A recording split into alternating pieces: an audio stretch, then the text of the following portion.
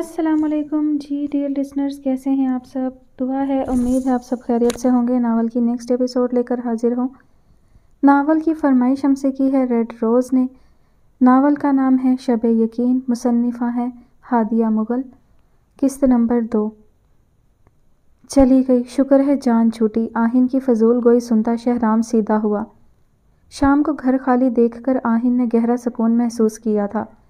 Shut up आहिन, भाई आज ना रोके, आज तो इंजॉयमेंट का दिन है। जूस का बड़ा सा घूंट भरकर उसने शहराम की बात हवा में उड़ाई।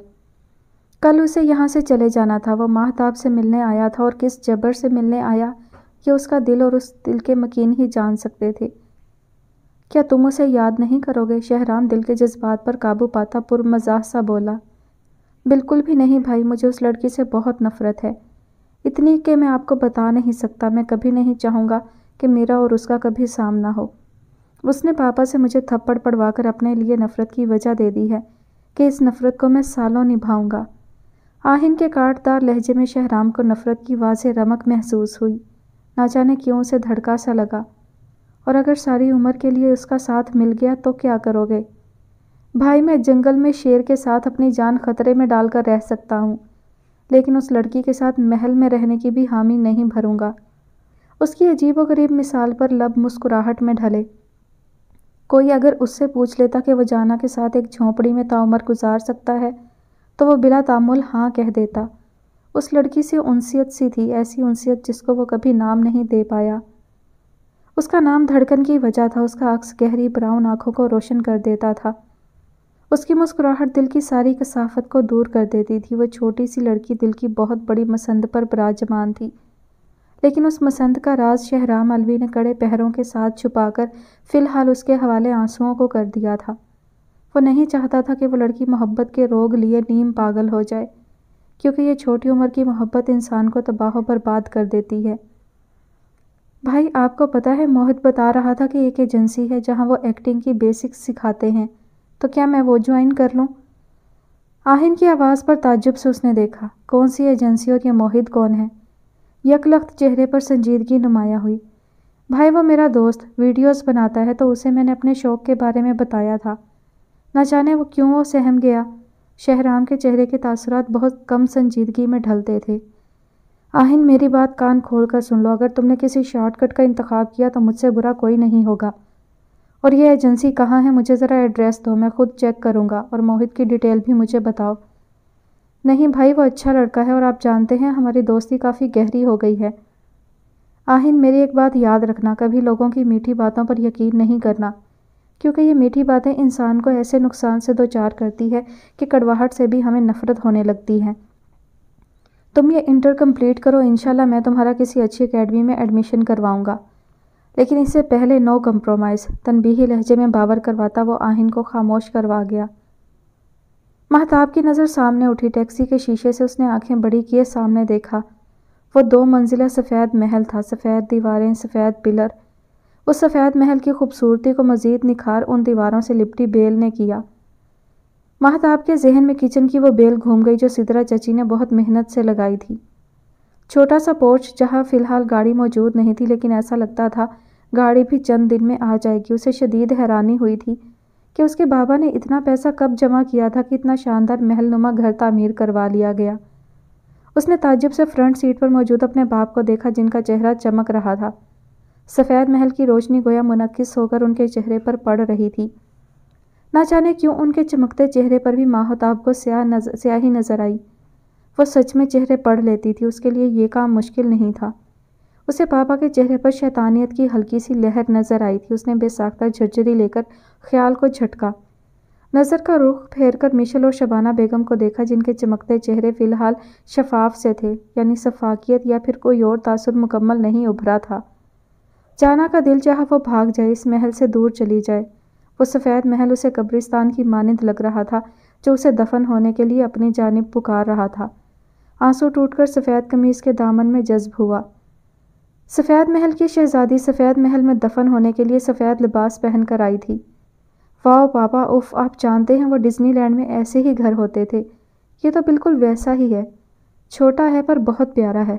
جانا نے تعجب سے مشل کو دیکھا جو کھڑکی کے ساتھ چپکی حسرت سے وہ گھر دیکھ رہی تھی۔ اس سفید محل کو چھوٹا کہنے پر حیرت ہوئی، یعنی مشل الوی کی سوچیں ابھی بہت سی بلندیوں پر تھی۔ چلو آ جاؤ، سمجھ لو آپ کا ڈزنی لینڈ کا خواب پورا ہو گیا۔ گاڑی کا دروازہ کھول کر وہ نیچے اترے۔ اس گھر سے وہ اپنے ضروری سامان کے علاوہ کچھ نہیں لائے تھے، کوئی فرنیچر، کچھ بھی ساز و سامان نہیں تھا، یعنی وہ سفید محل پہلے ہی ساز و سامان سے آراستہ تھا۔ مین گیٹ سے چھوٹے دروازے تک آتے مہتاب کے قدم زبان کی طرح ہی لکنت زدہ تھے۔ وہ دونوں شہزادیاں آج اس سفید محل میں قدم رکھنے کے لیے سفید لباس زیبتن کیے ہوئے تھیں۔ شیشم کا بنا بھاری دروازہ دھکیل کر زوار صاحب آگے بڑھے۔ سفید ٹھنڈی سی ٹائلز پر چمکتا سنہری فانوس کا عکس جیسے ان ٹائلز کو مزید چمک عطا کیے ہوئے تھا۔ لاؤنج میں سجے سفید براق صوفے، ان پر ترتیب سے سجے ملٹی کشنز نے گویا ان کی زینت میں اضافہ کیا۔ دیواریں سجاوٹ سے بھرپور تھیں تو کارنرز کیسے خالی رہ جاتے۔ اس گھر کو سفید محل کہا جانا ہی شاید مہتاب کو ضروری لگا تھا۔ یہ سچ میں ہی ہمارا گھر ہے؟ مشل کو اب بھی یقین کرنا مشکل لگ رہا تھا۔ بالکل یہ آپ کا ہی گھر ہے، زوار صاحب نے اس کے بال نرمی سے سہلائے۔ پاپا دادا دادی بھی یہاں رہیں گے؟ مہتاب کی زبان پہ ساختہ پھسلی۔ مشل کے بال سہلاتے ہاتھ یک لخت تھمے۔ چہرے پر سختی ابھری، لیکن زوار الوی سختی کو چھپانے کا ہنر اچھے سے جانتے تھے۔ وہ سعادت کے ساتھ رہیں گے، ان کو یہاں رہنے میں دقت ہو سکتی ہے۔ جواب شبانہ بیگم کی جانب سے آیا تھا۔ مہتاب کو ان کے کاٹدار لہجے نے مزید کچھ کہنے ہی نہیں دیا تھا۔ مختلف رنگوں سے سجا وہ شاندار کمرہ جانا کی آنکھوں کو خیرہ کر دینے کے لیے کافی تھا۔ دیوار پر جگہ جگہ باربی ڈولز کے کئی پوسٹرز سجے تھے۔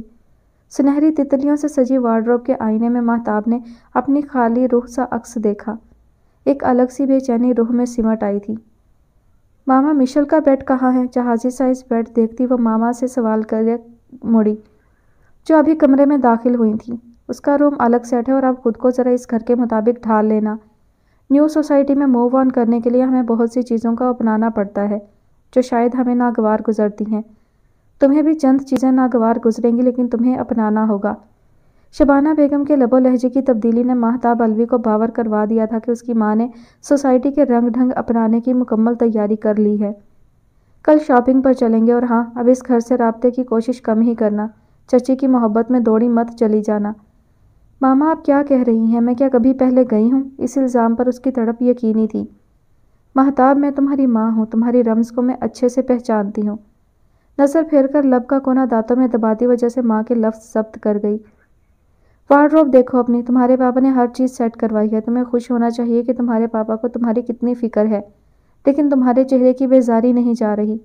اپنی شکل کی طرح اپنا معیار بھی اونچا کرو۔ ماما ایک بات پوچھوں؟ وہ تمام باتیں نظر انداز کرتی جیسے مدعے کی بات پر آئی۔ ہاں پوچھو، وہ کمرے میں گھومتی جیسے ہر چیز کا معائنہ کر رہی تھی۔ ماما پاپا کے پاس اتنے پیسے کہاں سے آئے؟ سعادت چچا بھی تو یہی کام کرتے ہیں، لیکن پھر پاپا کے پاس؟ شبانہ بیگم کی گھوری نے جیسے باقی لفظ منہ میں ہی رہنے دیے تھے۔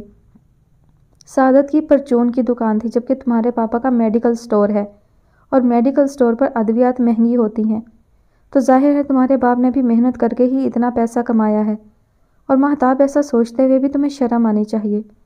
ان کا لہجہ حد درجہ تیز ہوا۔ مہتاب سمٹ سی گئی تھی۔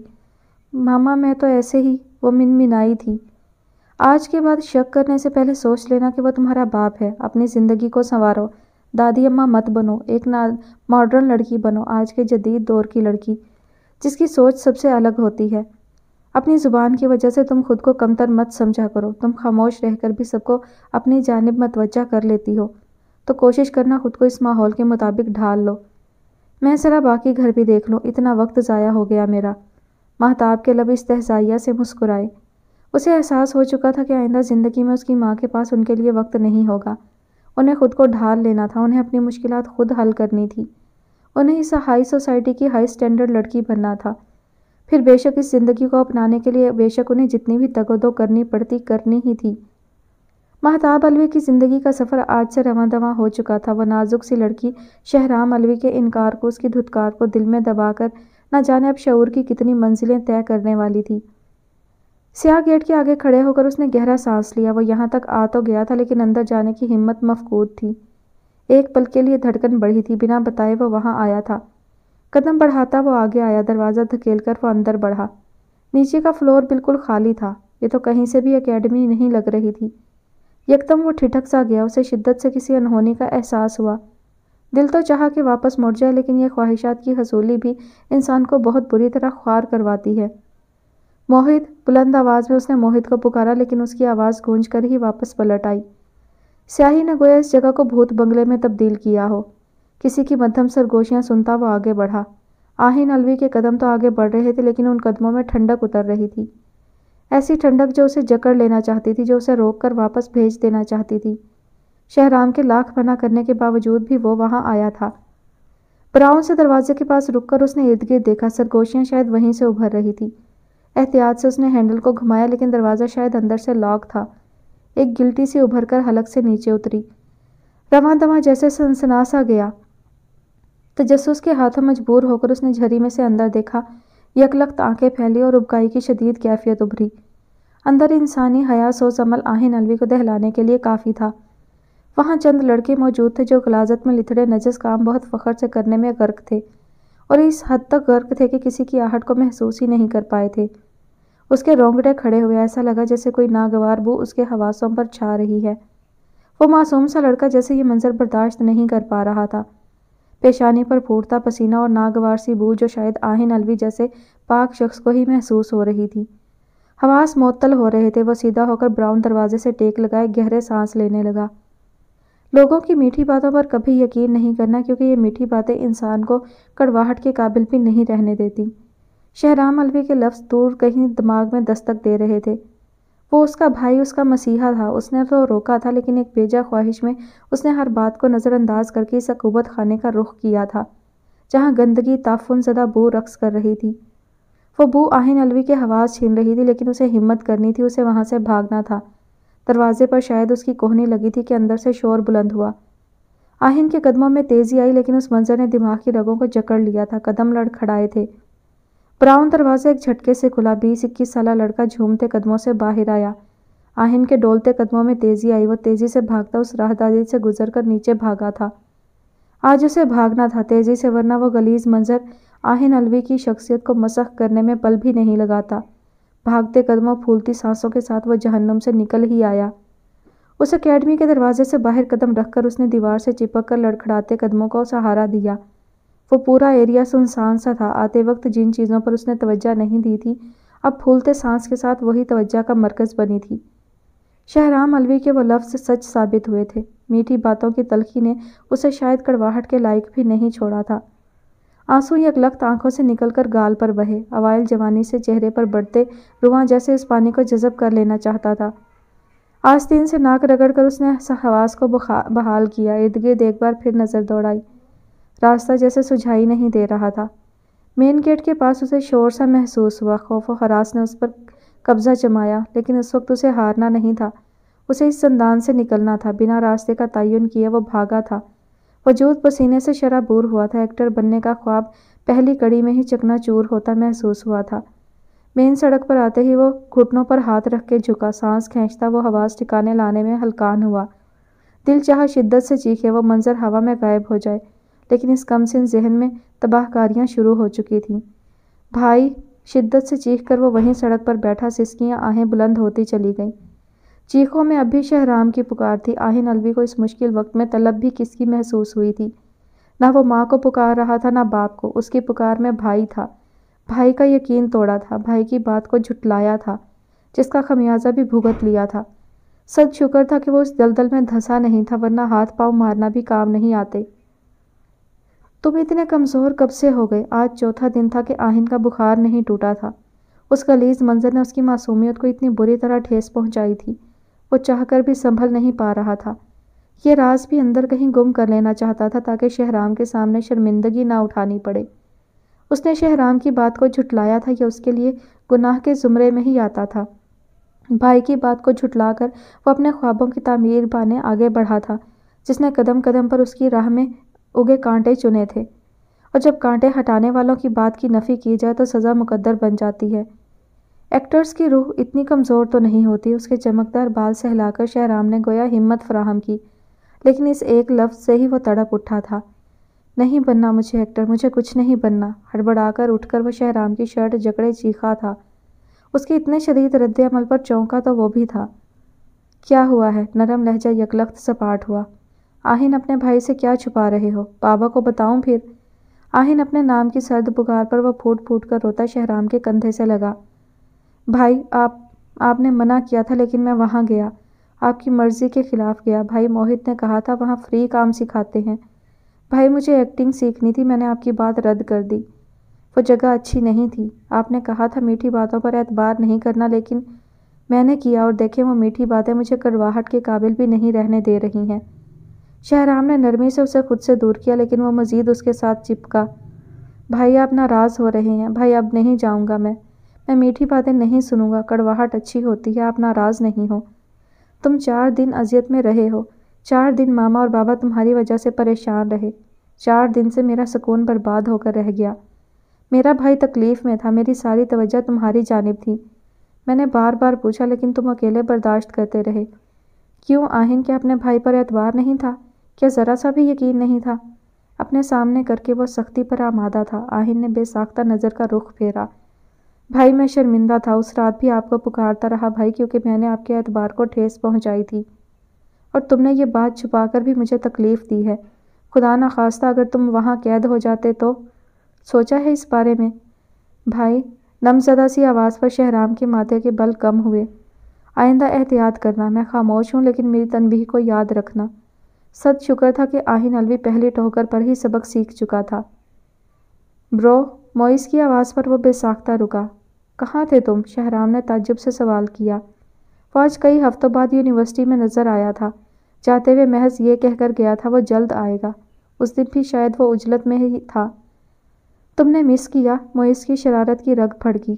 شہرام محض سر جھٹک کر آگے بڑھا لیکن موئس نے گردن کے گرد بازو ڈال کر اسے جکڑا تھا۔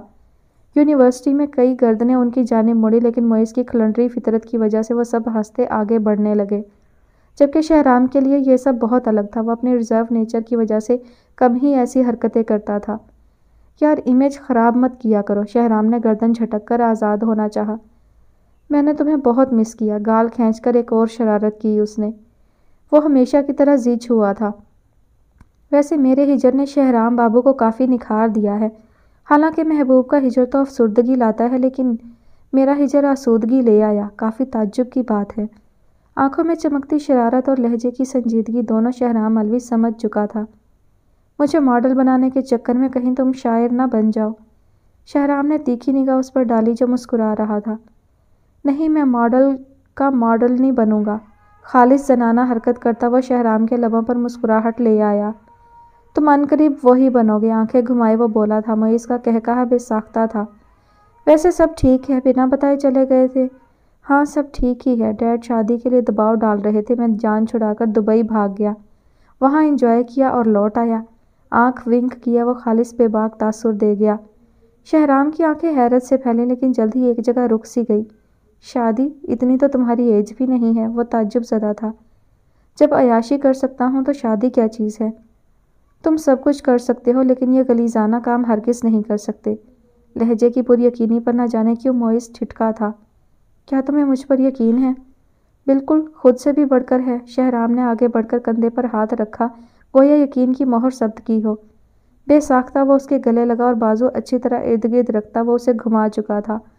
ابے چھوڑ، ہم یونیورسٹی میں ہیں، بوکھلا کر کہتا وہ اسے دور دھکیل رہا تھا۔ مطلب کمرے میں گلے لگاؤ گے؟ شہرام نے اسے جھٹکے سے دور پھینکا جبکہ وہ ہنستے ہوئے سنبھلا تھا۔ 1 نمبر کے لفنگے ہو تم، ہاسٹل مت آنا ورنہ بچ نہیں پاؤ گے، وارن کرتا وہ تیزی سے باہر کی جانب بڑھا۔ کئی نظروں نے اس کے یہ جھٹپٹانا محسوس کیا تھا جو کہ شہرام الوی کے لیے شرم کا مقام تھا، جبکہ وہ موئز رف ازلی ڈھیٹ ہنستا چلا گیا۔ نارنجی شام کا عکس صحن میں دھوپ کی تمازت کو ہلکا سا کم کیے خنکی کا موجب تھا۔ سرد ہوائیں وقفے وقفے سے رقص کرتی صحن میں براجمان لوگوں کے وجود سے ٹکرا کر واپس لوٹ جاتی۔ خزاں کی وجہ سے زوار صاحب کا پورشن پتوں سے گرد سے اٹا تھا۔ امی دیکھیں نا، میں نے صبح صفائی کی لیکن لاؤنج کا پھر سے وہی حال ہو گیا۔ کھلا صحن یہ ہے لیکن گرد مٹی پتے وہاں جا کر ڈیرا جما لیتے ہیں۔ ساس سے مخاطب سدرا بیگم کے لہجے میں یاسیت سی تھی۔ سدرا، اس حصے میں گرد اور پتوں کا گرنا شگن سمجھا کرو، یہ ہوائیں ادھر کا رخ اس لیے کرتی ہیں کہ بند کمروں میں مقید یادوں کو سانس لینے کا موقع ملے۔ ان یادوں کی چیخیں کمروں میں گونجتی ہیں، تبھی یہ ہوائیں وہاں کا رخ کر لیتی ہیں تاکہ ان یادوں سے مل کر ان کے غم کو کم کر دیں۔ سوار تو ایسا پرایا ہوا جیسے میں اس کا باپ نہیں ہوں یا تم اس کی ماں نہیں رہی۔ نہ جانے کون سے دیس چلا گیا۔ بدر صاحب بھی شال کندھوں پر لیے آزردہ تھے۔ بیٹے کی جدائی نے انہیں کافی بوڑھا کر دیا تھا۔ کہنے کو یہ چند عرصہ تھا جو بند مٹھی سے ریت کی طرح گزرتا جا رہا تھا، لیکن کوئی اس باپ سے پوچھتا جس کی اولاد کٹھور بنی سارے احسان فراموش کیے جا چکی تھی اور ان کے ٹمٹماتے دیے کی لو کو بھی بجھا چکی تھی۔ مہمان ہونے کے ناطے ہی ایک دعوت کر دیتا، کم از کم اس کا گھر دیکھ آتے، اس گھر کا راستہ ازبر ہو جاتا۔ ماہتاب مشل نہ جانے کیسی ہوں گی، کتنی بڑی ہو چکی ہوں گی۔ وہ بچیاں تو رونق لگا کر رکھتی تھی۔ چائے کی گرم گھونٹ حلق سے اتارتے بدر علوی شکوہ کناں تھے۔ جس بیٹے کو سعادت سے زیادہ محبت دی، سعادت کا حق بھی سوار کو دیا، وہی آج ان سے ایسے منہ موڑ کر اپنے محل میں آباد ہو چکا تھا، جبکہ وہ منحوس کہلانے والا بیٹا ہی دونوں بازوؤں جیسا کام کر رہا تھا۔ ابو پریشان نہ ہوا کریں، انشاءاللہ زوار بھائی کبھی نہ کبھی ضرور آئیں گے۔ سدرا بیگم کو ان چند دکھوں کو سننے کی اتنی عادت ہو چکی تھی کہ وہ تسلی دیے بنا رہ ہی نہیں پاتی تھی۔ سعادت صاحب چاہتے تو کب کا اس محل کی جانب رخ کر لیتے۔ معیار بھلے بلند نہیں تھا، لیکن عزت نفس شاید زوار علوی سے بڑھ کر موجود تھی۔ اس ویران پوشن کو تالا لگا کر باور کروایا گیا تھا کہ وہ ان کا حق ہے۔ اس باور پن کو سعادت علوی کی عزت نفس نے ایسے پلو سے باندھا کہ مجال ہے اس شخص نے نظر بھر کر بھی اس پورشن کو دیکھا ہو۔ وہ پورشن ویران رہنے والا تھا۔ اگر زوار علوی ترس کھا کر ان کے حوالے بھی کر دیتے، تب بھی سعادت علوی نے مر کر بھی اس پورشن پر ڈیرا نہیں جمانا تھا۔ لیڈیز اینڈ جینٹلمین، امید کرتا ہوں آپ نے پارٹی کو بھرپور انجوائے کیا ہوگا۔ تو آج میں آپ کو اپنے سب سے خاص گیسٹ سے ملوانا چاہتا ہوں۔ زوار صاحب کی آواز پر محفل میں موجود تمام لوگ ان کی جانب متوجہ ہوئے۔ ابیحہ سے باتوں میں مصروف نازک سی سفید پری نے بھی سراہی دار گردن موڑ کر باپ کی جانب دیکھا۔ ہائی ہیلز میں مکید دودھیا پاؤں، بلیک باربی فراک جس کا ہلکا سا ڈیپ گلا اور ہاف سلیو سے جھلکتے دودھیا بازو نمایاں ہو کر ماحول کی ساری خوبصورتی کو سمیٹ رہے تھے۔ لائٹ میک اپ سے سجا وہ پری چہرہ آج کئی نظروں کے حصار میں تھا۔ وقت نے مہتاب علوی کو مزید خوبصورت بنایا تھا یا وہاں لوگوں کا یہ گمان تھا، لیکن وہ ساحرہ آج سارے ماحول پر چھائی ہوئی تھی۔ چہرے پر پورے اعتمادی بڑھ چکی تھی۔ معصوم سی جانا کے بجائے اب وہاں مہتاب علوی تھی۔ لمبے سنہری بال جوڑے میں سمٹ کر کئی لہراتی لٹیں سراہی دار گردن کے اطراف میں گری ہوئی تھیں، جبکہ مشل علوی مہتاب کی جڑواں کا روپ دھارے بالوں کو کرل کیے، گہری سبز سی آنکھوں کو دو آتشہ کیے اپنی فرینڈز کے ساتھ ایک جانب موجود تھی۔ دھیمے سروں میں بجتے میوزک اور رنگ و بو نے ماحول پر اپنی دھاک اچھے سے جما رکھی تھی۔ برقی کمکموں کی خوابیدہ سی چمک نے دن کا سما باندھا تھا۔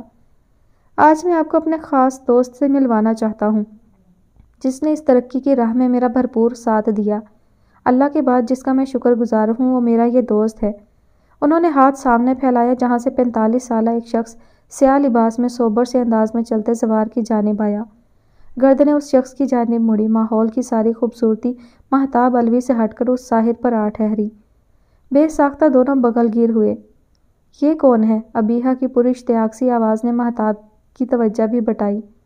میں پوچھ کر بتاتی ہوں۔ تیکھے چتونوں سے وہ واپس سامنے متوجہ ہوئی، جبکہ ابیحہ نے لبوں کو دائیں بائیں موڑ کر ناگواری کا اظہار کیا۔ سامنے موجود شخصیت کافی پر اثر تھی۔ کنپٹی سے ہلکے گرے بال جبکہ باقی بال سیاہ تھے۔ متناسب سراپا، تراشی ہوئی ہلکی داڑھی اور گھنی مونچھوں کے ساتھ وہ شخص اپنی جانب متوجہ کرنے کا مکمل ہنر رکھتا تھا۔ مہتاب علوی بھی مسمرائز سی اسے کئی ثانیے دیکھتی رہی۔ ادھیڑ عمری کی جانب رواں وہ شخص کیا اتنا خوبصورت بھی ہو سکتا تھا؟ یہ وہاں موجود لوگوں کے لیے تعجب کی بات تھی۔ محفل یکدم بقائے نور بنی۔ ابیحہ مراد کی سیاہی مائل آنکھیں اس ساحر سے ہٹنے سے انکاری ہوئی۔ یار مہتاب، انہیں انکل کہنا انکل لفظ کی توہین ہوگی۔ ذرا ان کا نام پوچھ یا پھر ان کی کوئی اولاد بیٹا ہو تو سچی میں بس دل ہار جاؤں گی۔ ابیحہ کی شوخ آواز پر مہتاب نے ایک بار پھر تعجب سے دیکھا۔ شرم، ایک لفظ کہہ کر گویا اس نے زبان بند کروائی تھی۔ یہ میرے دوست شارف ہیں، آر گروپ آف انڈسٹریز کے آنر ہیں۔ بے شک وہ کمپنی کسی تعارف کی محتاج نہیں ہے۔ برسوں کی محنت سے یہ اس مقام پر پہنچے ہیں کہ لوگ انہیں جھک کر سلام کرتے ہیں۔ مہتاب علوی کے تراشیدہ لب مسکراہٹ میں ڈھلے۔ آج اتنے ماہ بعد میں شاید مہتاب کو اپنے الجھے سوالوں کا جواب مل چکا تھا، یعنی یہ دھن دولت شہرت کے پیچھے شارف صاحب کا ہاتھ تھا۔ مہتاب نے باپ کے چہرے پر نظر دوڑائی جہاں لالچ کی دبیز تہ ہنوز موجود تھی۔ وہ آج بھی محض جھرجھری لے کر رہ گئی۔ نظر کا رخ اب ماں کی جانب گیا جو دیدہ زیب ساڑی پہنے، برہنہ کندھے اور برہنہ ہوتی کمر کے ساتھ ہائی سوسائٹی کی مشہور خواتین کے نرگے میں پھیلے سرخ لبوں کے ساتھ موجود تھیں۔ شبانہ بیگم سے شبنم بیگم بننے کا سفر نہایت تیزی سے طے ہوا تھا۔ قدرے پھیلا سا سراپا اس وقت بھی قیامت خیز تھا۔ وہ ساحرانہ شخصیت کا حامل شخص اب سب سے خوش اسلوبی سے مل رہا تھا۔ ایک ہاتھ پینٹ کی جیب میں ٹکائے وہ اپنی ہر ادا سے محفل کی جاندار شخصیت بن رہا تھا۔ نظروں کی تپش پر اس شخص نے عجلت بھری نگاہ پیچھے کی جانب ڈالی، لیکن پھر بنا ان کی جانب دیکھے رخ موڑ لیا۔ مہتاب کچھ کر نہ میرا تعارف کروا دے، میرا اس بندے پر دل آ گیا ہے۔ ابیحہ کی بےہودگی پر وہ آنکھیں پھیلائے مڑی۔ ڈوب مرو، اب بھی 2 لفظوں میں اسے خاموش کروانے کی ناکام کوشش کر رہی تھی، لیکن وہ ابیحہ مراد تھی، ڈھیٹوں کی ڈھیٹ۔ اس کی سفید کلائی تھام کر ابیحہ نے پھر سے توجہ دلوائی۔ ابیحہ مراد کی آخر مراد بر آئی تھی کہ زوار صاحب نے انگلی کے اشارے سے مہتاب کو اشارہ دیا۔ بجائے مہتاب آگے قدم بڑھاتی ابیحہ نے زبردستی اس کی کلائی تھام کر اس شخص کی جانب رخ کیا۔ شارف، یہ میری بڑی بیٹی مہتاب علوی ہے۔ زوار صاحب نے اسے بازو کے نرگے میں لیا۔ نہ جانے کیوں باقاعدہ تعارف اسے کچھ عجیب لگا تھا۔ وہ بہت کم اسے قریب بلاتے تھے۔ شبنم بیگم بھی پلو سنبھالتی ان کی جانب ہی آئی تھی۔ ابیحہ بھی پاس موجود تھی، اس خوبرو سے شخص کو دیکھنے میں مگن تھی۔ مہتاب نے اسے ہلکا سا ٹہوکا دیا، لیکن بے سود والا حال۔ ماشاء اللہ بیٹی بہت پیاری ہے، اور نام کی خوبصورتی کے لیے شاید لفظ کم پڑ جائیں۔ بھاری گمبھیر سا لہجہ اور بولنے کے شاہانہ انداز سے مہتاب بھی مرعوب ہوئی تھی۔ اور میں ابیحہ مراد ہوں۔ ابیحہ کے تعارف پر وہ شخص اس کی جانب متوجہ ہوا۔ کرسٹل ڈارک گرے آنکھوں نے گویا ابیحہ کا کام تمام کیا تھا۔ مقابل شخص محض مسکرا کر رہ گیا، اور ابیحہ مراد کا دل بھی جیسے اس شخص کی مسکراہٹ میں ڈوبا تھا۔ اس شخص کی باروب شخصیت نے ابیحہ مراد کو عمر کا فرق نظر انداز کرنے پر مجبور کر دیا تھا۔ کیا کرتی ہیں آپ؟ شارف کی نگاہ گویا اس پری چہرہ پر الجھی تھی۔ میں انٹر کے پیپرز دے کر فی الحال فارغ ہوں۔ زبان کا کھلنا تھا کہ شارف کی آنکھیں حیرت سے پھیلی، لیکن زوار صاحب کو دیکھ کر چہرے کے تاثر واپس ڈھل گئے۔ اور آپ کیا کرتی ہیں مس ابیحہ مراد؟ نگاہ بغور اس چہرے پر جذب ہوئی۔ میں بھی مہتاب کے ساتھ انٹر کے بعد فری ہوں۔ بوکھلائی سی لب پھیلائے بولتی وہ شارف کو کافی دلچسپ سی لڑکی لگی تھی۔ آپ کی وائف نہیں آئی؟ ابیحہ مراد کی بے باکی پر بے ساختہ مہتاب نے پہلو بدلا۔ وہ اس دنیا میں نہیں ہے، ان کی ڈیتھ ہو چکی ہے۔ لہجے کی مضبوطی میں اس مرتبہ تھوڑی سی افسردگی تھی۔ اوہ، آئی ایم سوری۔ شارف، ویسے تمہیں مہتاب کیسی لگی؟ زوار صاحب نے بات کا رخ موڑا۔ مہتاب کا دل یکلخت دھڑکا تھا۔ باپ کا انداز نہ جانے کیوں اسے ہضم کرنا مشکل لگا۔ شی از سو پریٹی، اور میں یقین سے کہہ سکتا ہوں کہ اتنا حسن و سوز میں نے آج تک نہیں دیکھا۔ ظاہر ہے یہ زوار علوی کی بیٹی ہے، خوبصورتی ورثے میں ہی ملے گی۔ وہ ہائی سوسائٹی کی پارٹی تھی، وہاں اونچلے شملے کے لوگ موجود تھے جو شاید اب غیرت مند نہیں رہے تھے، یا پھر بیٹی کی تعریف کروانا ان کے کاروبار میں ترقی کا حامل تھا۔ مہتاب الجھن میں گھری باپ کی گرفت سے آزاد ہوئی۔ ایکسکیوز می، معذرت کرتی وہ ابیحہ کا ہاتھ تھامے وہاں سے نکلتی چلی گئی۔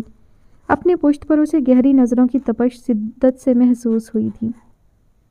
تم اور تمہارے شوق، میرے پاس اتنے فالتو پیسے نہیں کہ میں ہر خواہش سر جھکا کر پوری کرتا رہوں۔ آہن علوی اس تیش بھری آواز پر بھی مسکرایا تھا۔ بھائی، پھر میں ابا جی کی پرچون کی دکان سے چوری کر لوں گا اور منحوس ٹھہرایا جاؤں گا۔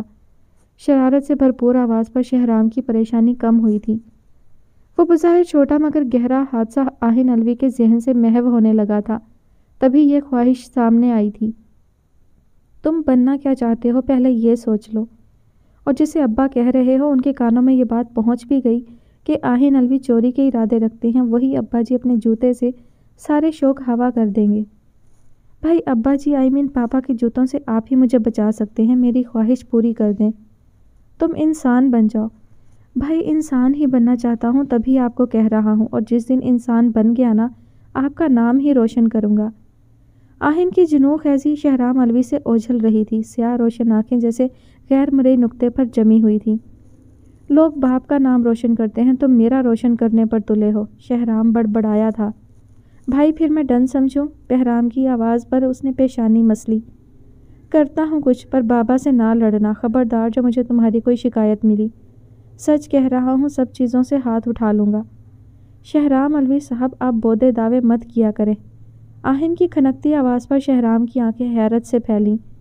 تمہاری تو اس سے پہلے وہ مزید کچھ کہتا کال کٹ چکی تھی۔ آہن الوی کی یہ خواہش بھی بے شک بنا کسی پریشانی کے پوری ہونے والی تھی۔ وہ تمہارے باپ کی عمر کا ہے، کچھ شرم ہے؟ آویزیں اتارتے اس نے آئینے میں سے ہی اس کو تنبیہ کی تھی، لیکن ابیحا مراد مزے سے بیڈ پر لیٹی اور اسی سحر کے خیالوں میں گم رہی۔ مہتاب نے سر جھٹک کر ایک طائرانہ نگاہ اس کے سراپے پر ڈالی۔ وہ کافی خوبصورت لگ رہی تھی۔ یہ خیال تھا یا درست تجزیہ وہ نہیں جانتی تھی، لیکن شہرام الوی کا عکس آنکھوں میں نمایاں ہوا تھا۔ دل چاہا ایک بار وہ پریوں کی طرح اوجھل ہو کر اس شخص کے سامنے چلی جائے اور وہ ہاتھ تھام کر اسے پہروں اپنے ساتھ کھڑا رکھے۔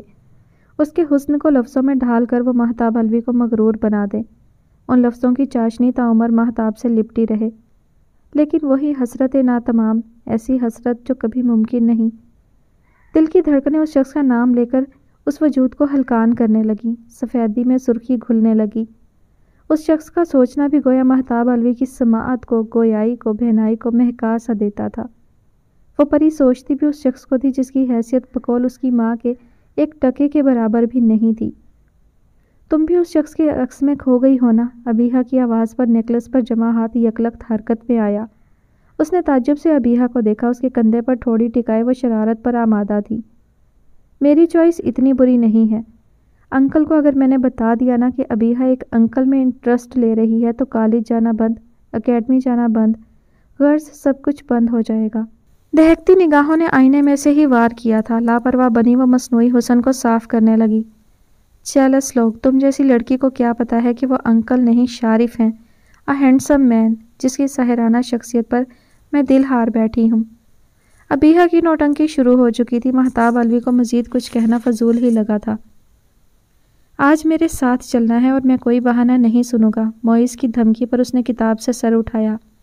کہاں چلنا ہے اور انکار کی صورت میں کیا ہوگا؟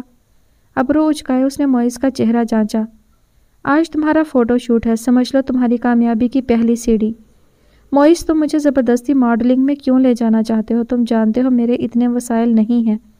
میں کبھی بھی اس فیلڈ کا انتخاب نہیں کرتا اگر مجھے آہن زبردستی نہ کرتا۔ اسے شوق تھا کہ اس کا بھائی بھی اس کی طرح میڈیا میں انٹرسٹ لے، ورنہ میں جانتا ہوں نہ میری شکل ایسی ہے نہ میری حیثیت۔ میں نے تھک ہار کر اپنے بابا کی دکان ہی سنبھالنی ہے۔ دو ٹوک انداز میں اسے باور کرواتا وہ دوبارہ کتاب سامنے کرتا مگن ہوا۔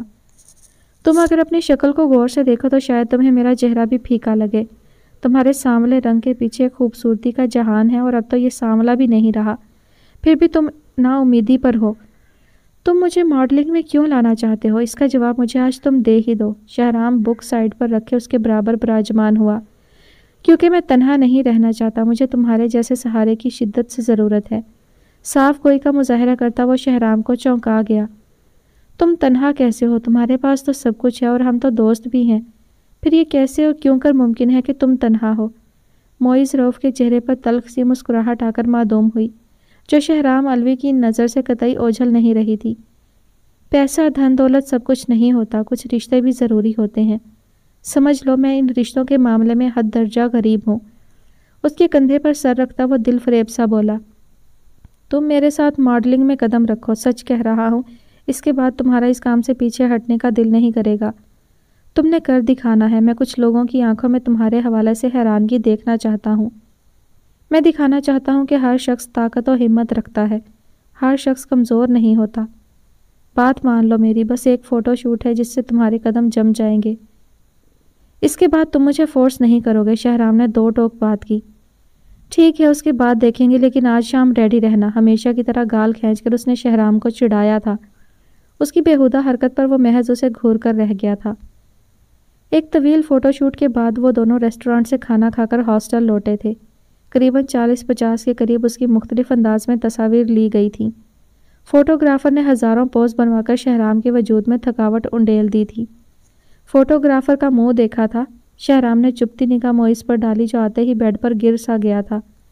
ہاں دیکھا تھا، ٹکلو کافی پیارا لگ رہا تھا اور کیمرے کو دیکھتے ہوئے اس کے منہ کے زاویے بہت پیارے بن رہے تھے، جسے دیکھ کر میری ہنسی آؤٹ آف کنٹرول ہو رہی تھی۔ شٹ اپ یار، میں وہ نہیں کہہ رہا۔ وہ میری طرف ایسے دیکھ رہا تھا جیسے میں کوئی عجیب مخلوق ہوں۔ ہاں عجیب مخلوق تو ہو، اس میں کوئی شبہ نہیں ہے، تم عجیب سے عجیب تر ہو، پر پھر بھی مجھے عزیز سے عزیز تر ہو۔ معیز رؤف کے لیے سیریس ہونا ناممکن کاموں میں سے ایک تھا۔ اسے حیرت ہو رہی تھی کہ میں ایک عام سا شخص کی اس دنیا میں داخل ہونے کے خواب دیکھ رہا ہوں۔ تلخ حقیقت ظاہر کرتا وہ تلخی سے مسکرایا تھا۔ مجھے پتا تھا تم یہی بکواس کرو گے۔ لسن، بات سنو، غصہ نہیں کرنا۔ شہرام دوبارہ اسے ناراض نہیں کرنا چاہتا تھا۔ سناؤ، معیز چت لیٹا موبائل میں مگن ہوا۔ تم کہتے ہو میں خوبصورت ہوں، لیکن مجھے کیوں اپنی خوبصورتی نظر نہیں آتی؟ معیز اس کے سوال پر چونکا مگر پھر مسکرایا تھا۔ شہرام، ناشکری انسان کو بدصورت بناتی ہے۔ ہر شخص کو اپنے اندر برائی ڈھونڈنے کی عادت ہوتی ہے۔ تم آئینے کے سامنے کھڑے ہو کر گھنٹوں اپنے نقوش کو کھوجتے رہو۔ تم اپنی خوبصورتی دیکھنے کے بجائے بدصورتی تلاش کرو گے اور پھر اس بدصورتی کو کھوج کر سوچوں میں نا امیدی لاؤ گے۔ تم تمنا کرو گے کاش یہ نقص ایسے ہی ہوتے، ویسے ہوتے، لیکن تم شکر ادا نہیں کرو گے اللہ پاک نے انسان کو مکمل بنایا ہے، کیونکہ انسان فطری ناشکرا ہے۔ وہ زیادہ کی چاہ میں تھوڑے کو کھو دینا چاہتا ہے۔ معیز رؤف بظاہر لاپرواہ سا شخص اتنی گہری سوچ رکھتا تھا، شہرام کے لیے یہ تعجب کی بات ہی تھی۔ تم کسی بھی ایکٹر، ماڈل یا کسی بھی فیمس شخص کی ہسٹری نکال کر پڑھ لو، کوئی بھی سونے کا نوالا منہ میں لے کر پیدا نہیں ہوا۔ سب نے محنت کی، کسی نے باپ کا نام استعمال کیا، لیکن قدم جمانے کے لیے کچھ نہ کچھ بدلے میں دیا بھی ہے۔ اور یہ جو خوبصورت چہرے اسکرین پر نظر آتے ہیں، کیا انہیں ایسے ہی حسن سے نواز دیا گیا؟ قطعی نہیں۔ فیشل، انجیکشن، سرجری، کئی طرح کے ٹریٹمنٹ کے بعد خوبصورتی ان کے حصے میں آئی ہے۔ شوبز میں 100 میں سے 80% لوگوں کی خوبصورتی مصنوعی ہے۔ کیا وہ گھبرائے کبھی؟ انہوں نے اس بارے میں کچھ بتایا؟ قطعی نہیں، کیونکہ یہ اٹل حقیقت ہے جو سب جانتے ہیں۔ یہ میڈیا نام ہی جھوٹ کا ہے۔ یہاں اگر اچھے لوگ ہیں تو برے لوگ بھی ہیں، خوبصورت ہیں تو بدصورت بھی ہیں۔ بس اپنی محنت، ہمت، حوصلے اور لگن کی بات ہوتی ہے۔ تم اپنے اندر ہمت پیدا کر لو، تم خود کو مضبوط بنا لو۔ دنیا کو اگر جھکانا چاہتے ہو تو تمہیں سر بلند کرنا ہوگا۔ شہرام کی ساری حسیات گویا اس شخص کے لفظوں نے چھین لی تھی۔ کل ایک ٹریٹمنٹ ہے، 12 بجے تک ریڈی رہنا، اب مجھے ڈسٹرب نہیں کرنا۔ اس کو سن سا بیٹھا دیکھ کر معیز رخ موڑ گیا تھا، جبکہ شہرام ہاسٹل کی کھڑکی کے پاس آتا بالوں میں ہاتھ پھیر کر رہ گیا۔ معیز نے لفظ بہ لفظ حقیقت بیان کی تھی، جسے شہرام الوی چاہ کر بھی نہیں جھٹلا سکتا تھا۔ کھڑکی سے آتی سرد ہوا کا ٹکراؤ دل و دماغ کو فرحت بخش کر خیالات کی رو کو بھٹکا رہا تھا، اور آج بھی اس اندھیری رات میں مہتاب الوی کا عکس چاند کی میٹھی کرن جیسا ہی تھا۔ 6 منزلہ ایلومینیم کی بنی یہ عمارت اپنی دیدہ زیب خوبصورتی اور ڈیزائن سے مکمل اپنی جانب متوجہ کرنے کا ہنر رکھتی تھی۔ یہ دیدہ زیب عمارت کے پہلے 3 فلور پر خاص میٹیریل سے بنے جیکٹس اور کوٹ ڈیزائن کیے جاتے تھے، جبکہ فرانس میں موجود آر پرفیوم ہاؤس شارف ابدال کا ابتدائی بزنس تھا۔ فرانس میں بہترین خوشبو کی آماج گاہ اگر کسی کو کہا جاتا تھا تو وہ آر پرفیوم ہاؤس تھا۔ خوشبو تو الگ بات، ان کی نازک کانچ کی مختلف اشکال میں ڈھلی بوتل اور بوتل میں رنگا رنگ محلول ہی مقابل کو اپنے جانب کھینچ لیتا تھا۔ بلا شبہ انہوں نے پرفیوم کا نیا شاہکار ہی ہر مرتبہ متعارف کروایا تھا۔ فرانس کی سب سے مشہور خوشبو اور دیدہ زیب پرفیوم آئس ڈیور، جس کی خوشبو کئی عرصے تک مارکیٹ میں مشہور رہی تھی، آر پرفیوم کی ہی مرہون منت تھی۔ شارف ابدال نام ہی ترقی کا تھا۔ کچھ لوگوں کے ہاتھوں میں قدرت نے ایسا مخصوص ہنر رکھا ہوتا ہے کہ وہ پانی کو بھی چھو لیں تو وہ بھی سونا بن جائے۔ جیسے شارف ابدال بھی اسی ترقی کا نام تھا، پانی کو چھو کر سونا بنا دیتا۔ چند عرصہ پہلے خوشبوؤں کی دنیا چھوڑ کر شارف ابدال نے پاکستان کا رخ کیا، جہاں اپنی عقل اور ہنر کو بروئے کار لا کر انہوں نے دیدہ زیب ڈیزائن کے کوٹ اور جیکٹس کا کاروبار شروع کیا۔ اعلیٰ ذہنی صلاحیت کے کارن یہ کام کم عرصے میں ہی بلندی پر پہنچا کہ کئی بیرون ممالک میں ان کے ڈیزائن کو پسند کیا جانے لگا۔ ہر ہفتے ایک خاص سٹاک بیرون ملک درآمد کیا جاتا تھا۔ 4تھے فلور پر ان کا آفس موجود تھا، جہاں اس وقت وہ زوار الوی کے ساتھ محو گفتگو تھے۔ گلاس ٹیبل اور ان پر رکھی چند فائلز جن میں کئی خاکے موجود تھے۔ ایک جانب گرے کاؤچ، جبکہ سینٹر میں ایک ٹیبل پر سفید کرسٹل واز موجود تھا۔ شیشے کی دیواروں سے بنا وہ کیبن نما آفس ان شیشوں میں ہزاروں راز مدفن کیے ساکت تھا۔ میں نے بات کی تھی لیکن وہ مانتا ہی نہیں ہے، پر تم پریشان نہ ہو، میں نے اسے دوبارہ اسی کام کے سلسلے میں بلایا ہے۔ اس مرتبہ اسے بات ماننی پڑے گی۔ شارف، میں اتنی جلدی بھی نہیں چاہتا، لیکن مجھے اندازہ ہے جس دن ابو کا مجھ سے سامنا ہو گیا انہوں نے وہ خواہش فوراً ظاہر سامنے رکھنی ہے، اور میں انکار نہیں کر پاؤں گا۔ مجھے صرف مہتاب کے 18 سال کا ہونے کا انتظار ہے۔ اس عرصے میں قطعی نہیں چاہتا کہ ابو کا یا میرا آمنا سامنا ہو۔ سی مانتا نہیں ہے، ورنہ میں دیر نہیں کرتا۔ لیکن خیر اس مرتبہ میں ضرور دباؤ ڈال کر کچھ کرتا ہوں۔ کرسٹل آنکھیں چمکتے گلاس پر تھی جس میں موجود محلول کو وہ گھونٹ گھونٹ حلق سے اتار رہے تھے۔ کاش تم تھوڑے سے کم عمر ہوتے تو میں مہتاب کو تمہارے حوالے کر دیتا، قدرے شوق سے لہجے میں کہتے وہ کندھے پر تھپکی بھی دے گئے۔ میں ابھی بھی جوان ہوں تو شاید تمہاری نظر کمزور ہے۔ مونچھوں تلے لب ہلکے سے مسکائے تھے۔ ہاں شاید میری نظر کمزور ہے، لیکن دنیا داری بھی دیکھنی پڑتی ہے۔ دنیا کی پرواہ کرو گے تو اپنی پرواہ کرنا بھول جاؤ گے۔ بہرحال زی کو آنے دو، پھر معاملات دیکھتے ہیں۔ اس پر تھوڑا ذہنی دباؤ ڈالنے کی ضرورت ہوتی ہے، وہ فوراً مان جاتا ہے۔ میں انتظار کروں گا کہ وہ ذہنی دباؤ تمہارے بیٹے کے لیے کارآمد ثابت ہو۔ پریشان نہ ہو، زی کی کمزور نفس کو دبانا میں اچھے سے جانتا ہوں۔ فی الحال انجوائے کرو اور انجوائے کرنے دو۔ کاؤچ پر قطرے پھیل کر بیٹھے شارف صاحب نے گلاس لبوں سے لگایا تھا۔ سوار صاحب کانچ کی میز پر پاؤں جماتے گہرے کش لینے لگے۔ آفس کی پرسکون فضا میں سفاکیت کا دھواں دھیرے دھیرے پھیلنے لگا تھا۔ عنقریب وہ دھواں سارے ماحول کو اپنی لپیٹ میں لے لیتا۔ کالج سے باہر قدم رکھتے ہی وہ یکلخت ٹھٹکی۔ یہ اتفاق تھا یا نظر کا دھوکہ؟ مہتاب کو یقین کرنا مشکل لگا۔ سامنے وہ شہرام الوی ہی تھا جو مہتاب کے کالج کے باہر موجود تھا۔ نکھرا نکھرا خوبرو سا شہرام الوی، عام سے شہرام الوی سے قدرے مختلف تھا۔ گردن کے گرد لپٹا دوپٹہ اس نے بے ساختہ سیدھا کیا۔ وہ آہستہ قدم چلتے اس کی جانب ہی آ رہا تھا۔ قدموں کی دھمک جیسے دل پر محسوس ہوئی۔ گال مقابل کو سامنے پا کر تپ اٹھے تھے۔ آج اتنے عرصے بعد وہ شخص سامنے آیا تھا۔ مہتاب کو لگا وہ خواب تھا جو چھونے سے ٹوٹ جائے گا۔ آنکھوں میں ہجر کی کرچیاں جیسے وصل کے پھولوں میں بدلنے لگی تھیں۔ سنہری رنگت میں اس شخص کو سامنے دیکھ کر ہی دہک اٹھی تھی۔ مقابل کی حالت بھی مختلف نہیں تھی۔ سفید لباس میں ملبوس وہ پری پہلے سے زیادہ خوبصورت ہو چکی تھی، یا پھر یہ محبوب کی نظر کا کمال تھا۔ کیسی ہیں مہتاب؟ آواز کا فسون خواب کی کیفیت کو توڑ گیا۔ وہ مجسم حقیقت بنا سامنے تھا۔ چہرے کی بے یقینی پر سنجیدگی امٹ آئی تھی۔ آپ یہاں کیا کرنے آئے ہیں؟ وہ ارد گرد دیکھتی سپاٹ سا بولی۔ کیا اتنی اجنبیت ہمارے درمیان حائل ہو چکی ہے کہ ہم ایک دوسرے سے بات نہیں کر سکتے؟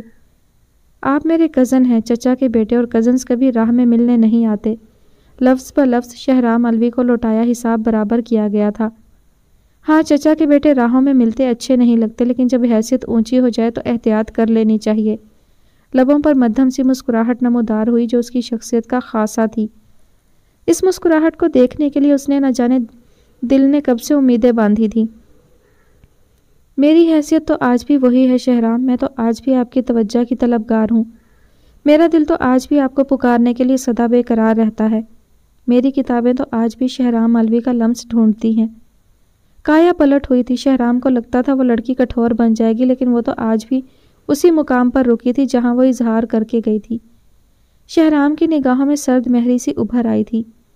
مہتاب جانا کہیں، ایک بار جانا کہہ دیں، اس کے بعد کوئی خواہش کوئی ضد نہیں کروں گی۔ اس نام کو سن کر شاید مہتاب پھر سے جی اٹھے۔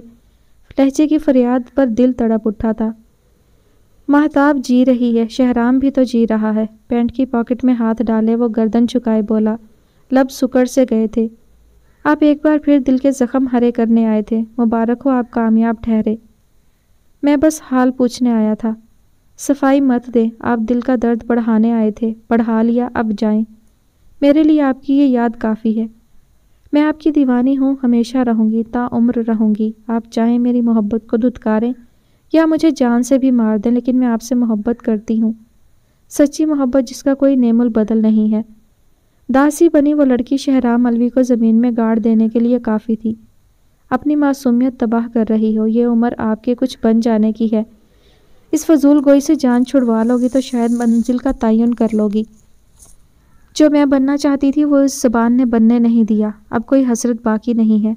ایک آپ کی تمنا ہے جو تعمر رہے گی۔ بس ایک مرتبہ مجھے پکار لیجئے گا، میں سب بندھن توڑ کر آؤں گی۔ ہارن کی آواز پر یکلخت وہ سفید پڑی تھی۔ بابا، وہ مہتاب کی آواز پر شہرام بھی پیچھے مڑا۔ سیاہ چمچماتی گاڑی کی فرنٹ سیٹ پر کوئی اجنبی براجمان تھا۔ حلیے سے وہ ڈرائیور ہی لگ رہا تھا۔ شہرام نے منہ موڑ کر مہتاب کا چہرہ دیکھا جس پر اب ہوائیاں کم ہی تھیں۔ اپنا خیال رکھنا اور یقین رکھنا، مہتاب سے جانا بننے کا سفر شاید دوبارہ شروع ہو جائے گا۔ زمانی سا انداز تھا، لیکن آج بھی مہتاب الوی کے حواس اپنی جگہ پر نہیں تھے، تبھی دھیان نہیں دے پائی۔ اس آنے والے اجنبی نے مہتاب علوی کی ساری توجہ کھینچ لی تھی۔ شہرام علوی کی بات کیا خاک سمجھ پاتی؟ اس کو چپ دیکھ کر ایک نگاہ الوداع ڈالتا واپس مڑ چکا تھا، جبکہ مہتاب علوی سانس بحال کرتی گاڑی کی جانب بڑھی تھی۔ ریجیکٹ، ہاں یہی ہونا تھا۔ گہری سانس فضا کے سپرد کرتا وہ بیڈ پر چت لیٹا تھا، لبوں پر تلخ مسکراہٹ نمودار ہوئی۔ معیز، ہم جیسے مڈل کلاس لوگوں کے حصے میں ریجیکشن ہی آتی ہے۔ تم یہ پورٹ فولیو جس بھی ماڈلنگ یا ایڈ ایجنسی کو سینڈ کرو گے، سب کی جانب سے ریجیکشن ہی ملے گی۔ کیوں؟ کیونکہ ہم عام لوگ ہیں، ہمارا اس دنیا میں کوئی مقام نہیں۔ یہ دنیا امیروں کی ہے۔ اب تمہارا شوق بھی پورا ہوا اور میری ذمہ داری بھی۔ تم نے کہا تھا تم دوبارہ مجھے فورس نہیں کرو گے، تو یاد رکھنا دوبارہ بالکل بھی فورس نہیں کرنا، کیونکہ مجھے ایک اور جگہ سے جاب کی آفر آئی ہے۔ میں اپنا علم ہی دوسروں تک پہنچانے کا ذریعہ بنوں گا۔ معیز آنکھوں کو سکوڑے لبوں پر مٹھی جمائے گہری سوچ میں تھا۔ ہمت مرد مدد خدا سرد سا انداز تھا، لیکن شہرام علوی کو چونکا گیا تھا۔ پہلی مشکل پر ہی ہار جانے والوں کو کبھی منزل نہیں ملتی۔ اب وہ ایک ہاتھ کی مٹھی بنائے دوسرے ہاتھ کی ہتھیلی پر مار رہا تھا۔ شہرام نے واضح اس کی حرکت دیکھی۔ یک لخت اس نے مٹھی کو زور سے ہتھیلی پر مارا تھا، تھپڑ مارنے جیسی آواز شدت سے ابھری تھی۔ معیز نے ایک بار پھر ہاتھ پوری شدت سے مارا۔ کیا بدتمیزی ہے! اسے بازو سے جکڑ کر وہ برابر کھڑا کر چکا تھا۔ بدتمیزی نہیں، زندگی جی لینے کا ایک اصول سکھا رہا ہوں۔ اس گتھی کو سلجھا لو، اس ٹرک کو آزما کر دیکھو، سمجھ میں آ جائے گی۔ چلتا ہوں برو، ڈیڈ نے ایک بار پھر بلایا ہے۔ اس مرتبہ شاید چند مہینوں بعد لوٹوں۔ تمہاری اسٹڈی، اس کا کیا بنے گا؟ میں نے سیمسٹر فریز کروا لیا ہے، فکر not, I will be back soon. ہمیشہ کی طرح وہ گلے لگ کر گال پر شرارت کرتا کمرے سے تیزی سے نکلا تھا۔ آج شہرام علوی نے اس کی کسی حرکت پر رد عمل نہیں کیا تھا، کیونکہ وہ ایک الجھی ڈور اس کے ہاتھ میں تھما کر فرار ہو چکا تھا۔ آج نہ جانے کتنے عرصے بعد لبوں پر مسکراہٹ نے احاطہ کیا تھا۔ آج دو سیاہ آنکھیں مزید روشن تھیں۔ آج محبوب کا دیدار نصیب ہوا تھا۔ بھلے محبوب نے اقرار نہیں کیا تھا، لیکن انکار بھی تو نہیں تھا۔ آج شہرام کی جانا ہوا کی سرگوشیوں کو سن رہی تھی، جو میٹھے گیت سنا کر محبت کے سندیسے دیتی جھوم رہی تھی۔ چھوٹے سے گراج میں دوپٹے کو لہراتی وہ خوشنما سے کہکہے لگا کر اپنی خوشی کو بیان کرتی دیوانی ہوئی تھی۔ مشل علوی نے اسے عجیب و غریب انداز سے دیکھا۔ ہمیشہ کی طرح سر جھٹکتی وہ اپنے کمرے کی جانب بڑھ گئی۔ بوا، نیلا آنچل لہراتی وہ بوا کو بھی گھماتی چہچہائی تھی۔ اس گھر میں واحد مہتاب علوی تھی جس سے بوا چند لفظ کہہ لیا کرتی تھی، اور مہتاب علوی اس سے دل کی باتیں کر لیتی تھی۔ بوا، آج میں بہت خوش ہوں، آج کچھ میٹھا بنائیں۔ جائیں نا بوا، کھیر یا پھر ڈیزرٹ بنائیں یا پھر کیک، بس میٹھا ہونا چاہیے۔ ضرور گڑیا، آپ کے لیے تو میں سب بنا سکتی ہوں۔ اس کا گال سہلاتی وہ اندر کی جانب بڑھ گئی، جبکہ وہ گول گول کھلے سنہری بالوں کے ساتھ گھومتی مسکرائی تھی۔ یک لخت گھومتی وہ کسی چٹان سے ٹکرائی، خود کو گرنے سے بچانے کے لیے مقابل کے کندھے پر ہاتھ جما کر خود کو گرنے سے بمشکل بچایا، جبکہ مقابل نے حصار دے کر اسے تھام لیا تھا۔ شارف صاحب کو دیکھتی وہ سہمی تھی، مسکراہٹیں سمٹ کر اوجھل ہوئی، چمکتی آنکھوں پر اوس گری، سب رنگ پھیکے پڑے، سیاہی میں ڈھل گئے۔ کندھے سے ہاتھ ہٹاتی وہ سنبھلی، جبکہ اس شخص نے بھی حصار توڑا۔ آئی ایم سوری۔ مقابل نے بے باکی سے اس کے ہونٹوں پر انگلی رکھی۔ مہتاب تڑپ کر فاصلے پر ہوئی اور تعجب سے اس شخص کو دیکھا۔ چہرے پر شدید ناگواری نمودار ہوئی، جبکہ وہ ساحرانہ شخصیت کا حامل شخص کرسٹل گرے آنکھوں سے مہتاب کے چہرے کو جذب کرنے کی کوشش میں سرگرداں تھا۔ مہتاب نے ارد گرد نظر ڈالی، لیکن سیاہ آنکھوں کی بینائی میں جیسے سیاہی اتر آئی ہو۔ اس شخص کا چہرہ سیاہ لگنے لگا تھا، وہ اب بھی سامنے ایستادہ تھا۔ آپ اندر کیسے آئے؟ چہرے کی ناگواری سرخی میں ڈھلی تھی۔ آیا تو میں گاڑی میں تھا، لیکن اندر میں قدموں سے چل کر آیا ہوں، اور آپ غالباً آج کافی خوش ہیں۔ شائستہ سی آواز پر اس نے دوبارہ اس کی جانب دیکھا۔ اس کی آواز میں سحر تھا جو جکڑ لیتا تھا۔ نہیں، بس ایسے ہی، آپ بیٹھے، میں بابا کو بلاتی ہوں۔ کرسیوں کی جانب اشارہ کرتی وہ اندر کی جانب بڑھی، لیکن وہ شخص اسے روک چکا تھا۔ یہ رنگ کافی خوبصورت لگ رہا ہے۔ اس کے نیلے آنچل کو تھام کر ایک اور حد پار کی۔ آپ بابا سے ملنے آئے ہیں تو کوشش کیجیے آپ ان سے ہی باتیں کریں، اور یہ رنگ روپ کی باتیں آپ کے منہ سے زیب نہیں دیتی۔ تندہی سے بولتی وہ پلو جھٹک کر اندر کی جانب بڑھی، لیکن وہ پھر بھی ہاتھ پکڑنے کی جسارت کیے اسے روک چکے تھے۔ مہتاب کا دل اچھل کر حلق میں آیا۔ کلائی کو ہلکا سا مروڑے انہوں نے مہتاب کا رخ اپنی جانب کیا۔ وہ تڑپ کر مڑی اور کلائی جھٹکتے سرخ پڑی۔ سیاہ نینوں میں ڈر ہلکورے لینے لگا۔ ضروری نہیں آپ کے پاپا سے ہی ملنے آؤں، کبھی کبھی آپ سے بھی مل سکتا ہوں۔ ان کی گمبھیر آواز کانوں سے ٹکرائے کئی راز عیاں کر گئی تھی۔ آپ میرا ہاتھ چھوڑیں۔ کلائڈ کو جھٹکے دینے میں سرگرداں وہ بازو سرخ کروا چکی تھی۔ شارف نے ہلکے سے لب پھیلا کر کلائی کو دبایا اور پھر چھوڑ دیا۔ مہتاب کانپتی جبیں شعلہ بار نگاہوں سے اسے تنبیہ کرتی اندر کی جانب بھاگی تھی، جبکہ شارف صاحب کے لبوں پر مسکراہٹ نمودار ہوئی۔ مہتاب الوی کی نگاہ سے اوجھل ہونے تک وہ وہیں کھڑے رہے تھے۔ عجیب شخص ہے، اپنی عمر کا بھی لحاظ نہیں ہے، بدتمیزی کی بھی حد ہوتی ہے۔ بابا نے بھی نہ جانے کیسے دوست بنائے ہیں۔ چیزیں پٹکتی وہ جیسے شارف کا غصہ ان چیزوں پر نکال رہی تھی۔ کس کی کم بختی آئی ہے جو مہتاب الوی ان خوبصورت چیزوں پر غصہ نکال رہی ہے؟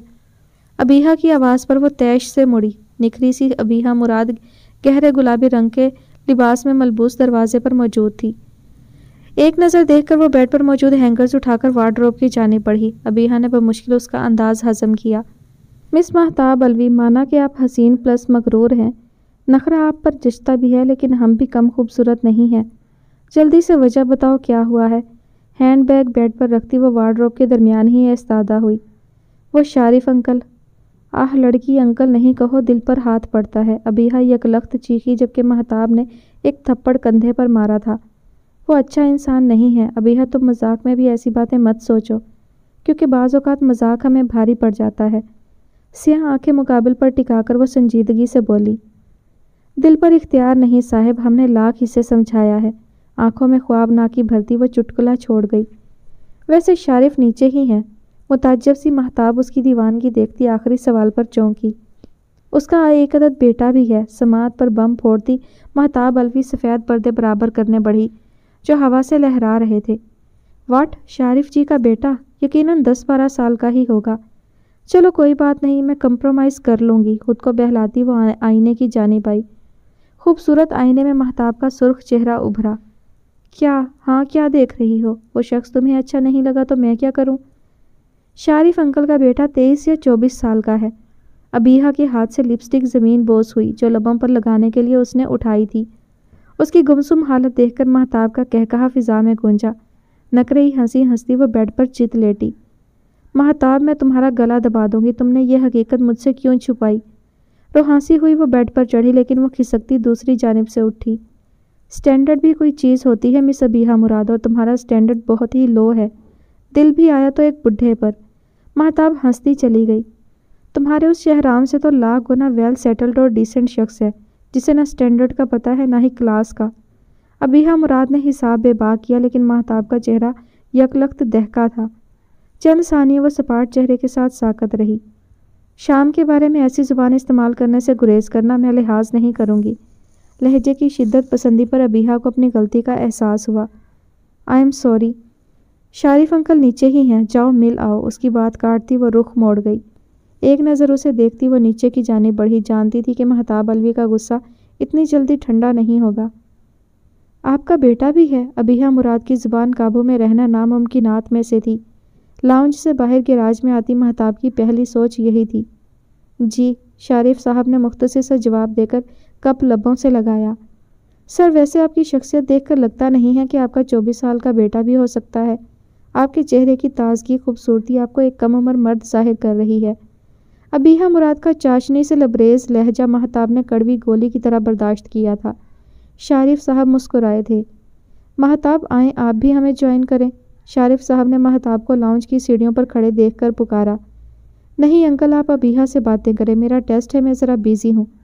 اس کا انکل کہنا دونوں کے گلے میں پھندے کی مانند لگا۔ ابیحہ کی چائے تو حلق سے اتر گئی، لیکن شارف صاحب یکدم سپاٹ ہوئے۔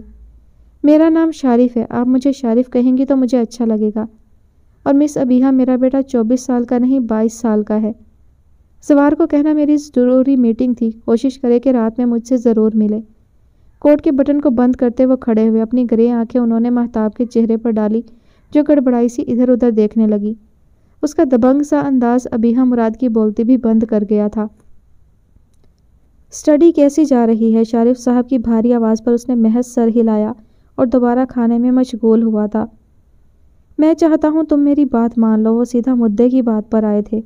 چائنیز رائس کا چمچ منہ میں رکھ کر وہ اب بھی اطمینان سے کھانا کھاتا رہا۔ سوار نے دوبارہ دباؤ ڈالا ہے، ایک بار تم اسے دیکھ لیتے تو شاید انکار نہیں کر پاؤ گے۔ سرد انداز میں کہے گئے جملے پر فوک کو وہ پلیٹ میں پٹکتا سیدھا ہوا۔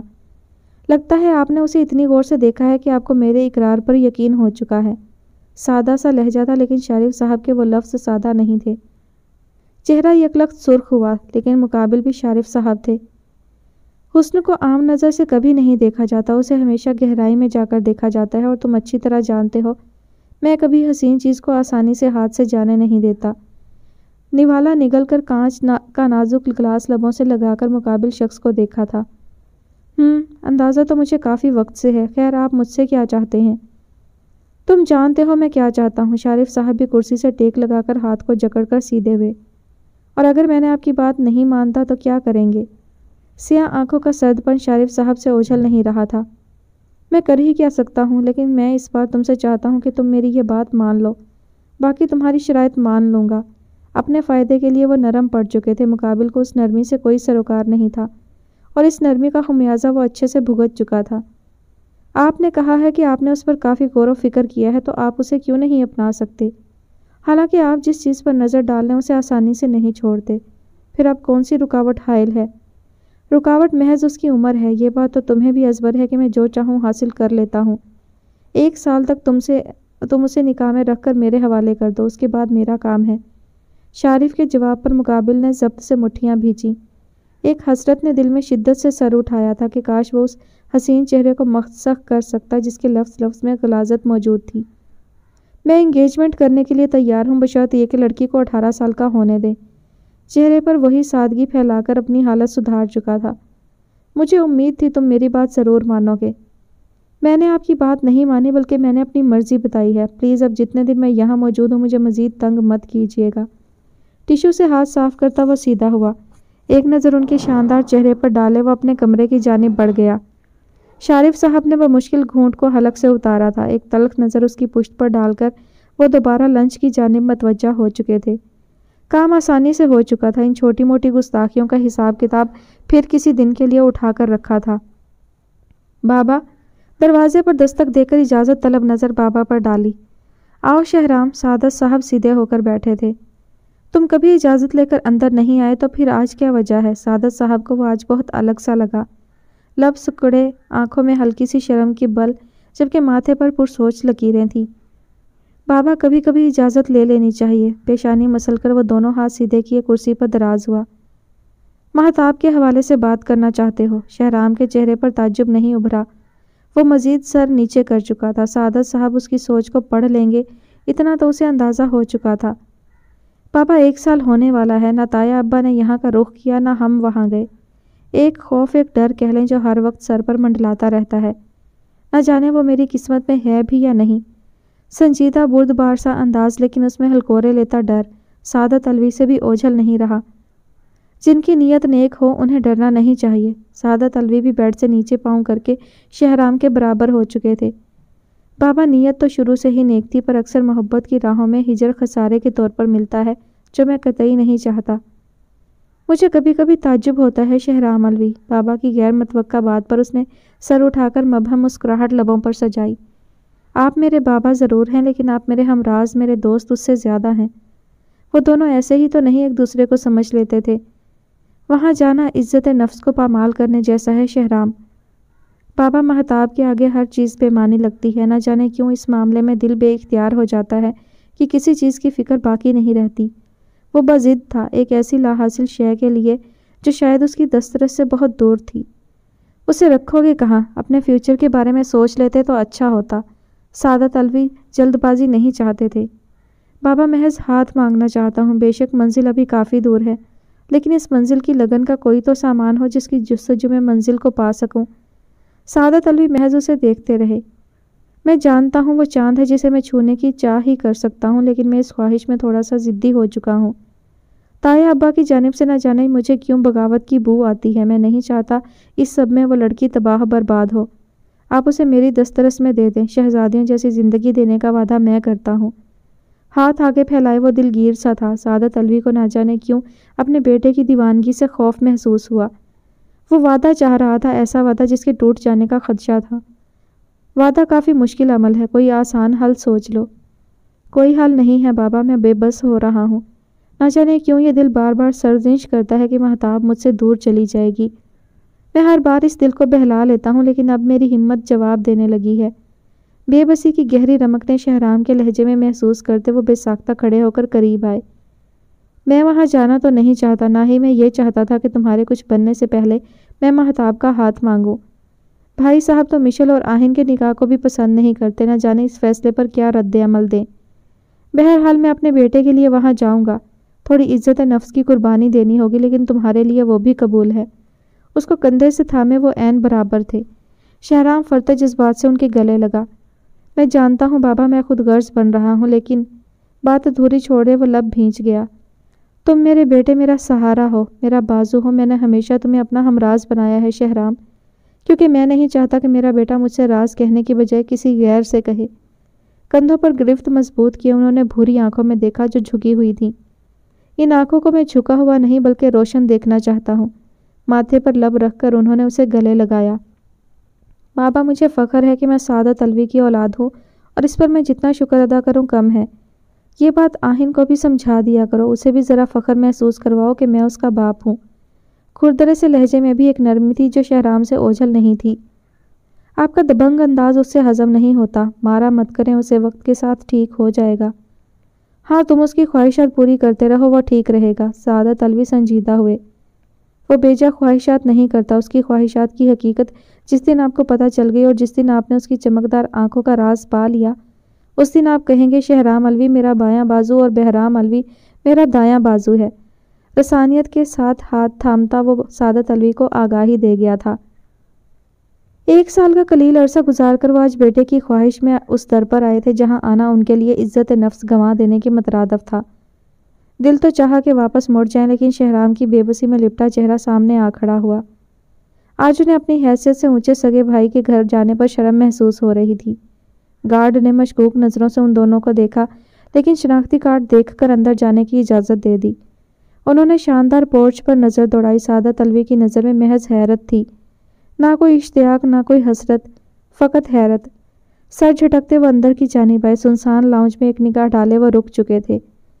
آسیہ، صفائی ذرا اچھی سی کرنا شام کو شارف۔ ان کے لفظ ادھورے رہ گئے۔ سامنے سدرا اور سعادت علوی کو دیکھ کر چہرے پر ناگواری کی شدید لہر امڑ آئی، لیکن ناگواری کو مسکراہٹ کے لبادے میں اوڑھے وہ آگے بڑھی۔ سدرا بیگم نے آگے بڑھ کر خوبصورت کاسنی لباس میں ملبوس شبانہ بیگم کو گلے لگایا۔ خیریت، کیسے آنا ہوا؟ بنا کسی سلام دعا کے وہ سوال کرتی دونوں کو چونکا چکی تھی۔ بھابھی کیسی ہیں اور بھائی کیسے ہیں؟ سعادت علوی نے ہی آداب نبھائے تھے۔ اسبات میں سر ہلاتی وہ انہیں لاؤنج کی جانب لائیں، جہاں بیج بہا قیمتی چیزیں ان کی پہنچ سے بہت اونچی تھیں۔ سفید کاؤچ پر دراز ہو کر انہوں نے طائرانہ نگاہ پورے گھر پر دوڑائی۔ ان کا سرد سا انداز سعادت علوی واضح محسوس کر چکے تھے۔ بھائی صاحب سے بات کرنی تھی، اگر وہ آ جاتے تو۔ سعادت علوی نے مزید آغاز کیا۔ کیسے آنا ہوا سعادت؟ زوار علوی کی آواز پر وہ دونوں یکلخت کھڑے ہوئے۔ کیسے ہیں بھائی صاحب؟ فرتے جذبات سے آگے بڑھ کر انہوں نے گلے لگنا چاہا، لیکن زوار علوی ہاتھ کھڑا کر چکے تھے۔ تضحیک کا گہرا تاثر رگ و پے میں سرایت کر گیا، لیکن بیٹے کی حسرت نے سب جذبات کو اندھے کنویں میں دھکیل دیا تھا۔ مہتاب مشل کہاں ہے؟ شبانہ بیگم سے استفسار کرتے زوار نے ایک تائیدی نگاہ پورے گھر پر ڈالی۔ وہ اپنے کمرے میں ہیں، شبانہ بیگم نے فوراً جواب دیا تھا۔ ملازمہ کو کہو وہ کمرے سے باہر مت آئیں، ورنہ وہ اس گھر سے باہر نکل جائے گی۔ شبانہ بیگم کو ہدایت دیتے وہ سیدھے بیٹھے اور گھڑی کی جانب نظر دوڑائی۔ ان کا ہر عمل سعادت علوی کی ہمت کو ڈگمگا رہا تھا، پر وہی ایک بات بیٹے کی خواہش سر آنکھوں پر رکھ کر وہ ہر چیز نظر انداز کر دینا چاہتے تھے۔ بھائی صاحب، میں آپ سے کچھ بات کرنے آیا تھا۔ لہجے میں نامعلوم سی التجا سمٹ آئی تھی۔ سدرا خاتون خاموش تماش بین کی مانند محض دل ہی دل میں ورد جاری رکھے ہوئے تھیں۔ اگر مہتاب کا ہاتھ مانگنے آئے ہو تو میری جانب سے انکار سمجھو سعادت علوی۔ میں قطعی اپنی بیٹی کو اس گندے محلے میں موجود اس عام شکل و صورت والے شخص کے ساتھ رخصت نہیں کر سکتا۔ سعادت علوی تھم سے گئے، پتلیاں ساکت ہوئیں، لب سکڑ سے گئے۔ سدرا بیگم نے ہاتھ کی مٹھی بند کی۔ بھائی صاحب، شہرام پسند کرتا ہے، بچوں کی خوشی ہے، وہ انشاءاللہ جلد اپنا مقام بنا لے گا، لیکن ایک بار آپ حامی بھر لیتے تو۔ سعادت، وہ سیدھے ہو کر بیٹھے۔ سیاہ بے نور سی آنکھوں میں شفافیت امڑ آئی تھی۔ سب سے پہلے اپنے بیٹے کی حفاظت یقینی بناؤ۔ روزانہ کئی قاتلانہ حملے ہوتے ہیں، لاکھوں لوگ مارے جاتے ہیں، کہیں شہرام بھی کسی اندھی گولی کا شکار نہ ہو جائے۔ یہ آپ کیا کہہ رہے ہیں؟ سعادت علوی کا چہرہ یکلخت سفید ہوا۔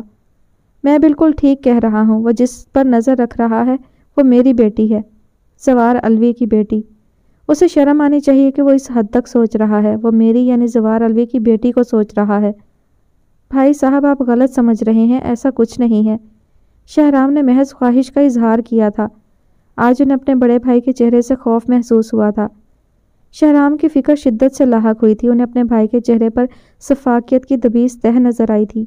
دولت نے ان کو سفاک اور بے حس بنا دیا تھا، یا پھر یہ کسی اور ہی بات کا خمار تھا؟ وہ فی الحال سمجھنے سے قاصر تھے۔ اسے ایسی خواہش کا اظہار کرتے ہوئے بھی سوچنا چاہیے، کم از کم چند پل تو سوچنا چاہیے کہ وہ چاند چھونے کی جسارت کر رہا ہے، جو کبھی بھی ممکن نہیں ہے۔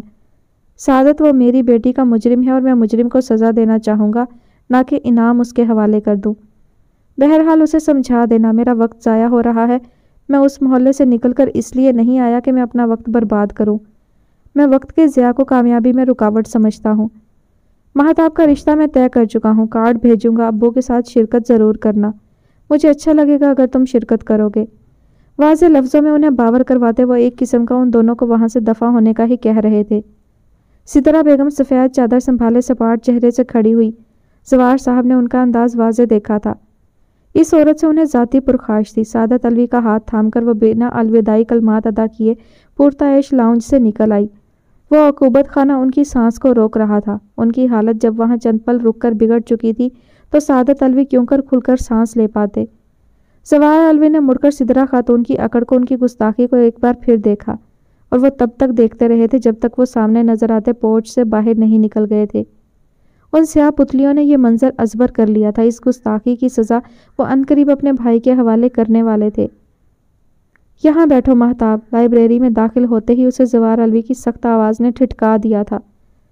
سرد سی لائبریری میں روشن زرد سا بلب جسے مہتاب کو زرد کر گیا تھا۔ آج نہ جانے کتنے عرصے بعد بابا نے اسے پکارا تھا۔ سفید کلف والا سوٹ پہنے وہ جیسے اپنے چہرے پر بھی سختی کی کلف جما چکے تھے۔ مہتاب وہاں بیٹھو، اور شبانہ تم جاؤ یہاں سے۔ شبانہ کو جانے کی ہدایت دیتے وہ سیدھے ہوئے، کتاب سائڈ پر موجود گول شفاف شیشے والی میز پر رکھی۔ مہتاب یکلخت کانپی تھی۔ دوپٹے کے کونے کو مٹھی میں جکڑے لب پر ورد جاری رکھے وہ نظر جھکائے سامنے چیئر پر دراز ہوئی۔ میں زیادہ سوال نہیں پوچھوں گا، لیکن جتنے بھی پوچھوں گا سچ سچ جواب دینا۔ ان کی سخت آواز پر مہتاب کا حلق خشک ہوا۔ شہرام تم سے ملا تھا؟ ان کے سوال پر اس نے جھٹکے سے سر اٹھایا۔ جھوٹ نہیں بولنا مہتاب۔ ان کی گھورتی نگاہ نے نفی میں ہلتے سر کو جیسے روک دیا تھا۔ جی، کالی چائے تھے۔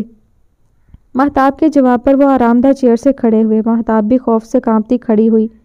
التجائیہ سا باپ کو دیکھا جن کے چہرے پر سجا کروفر اور رونت مہتاب کی جان ہلکان کر رہا تھا۔ وہ سخت گیر باپ تھے۔ مہتاب بہت کم ان سے بات کر پاتی تھی، آج تو وہ مقابل آ چکے تھے۔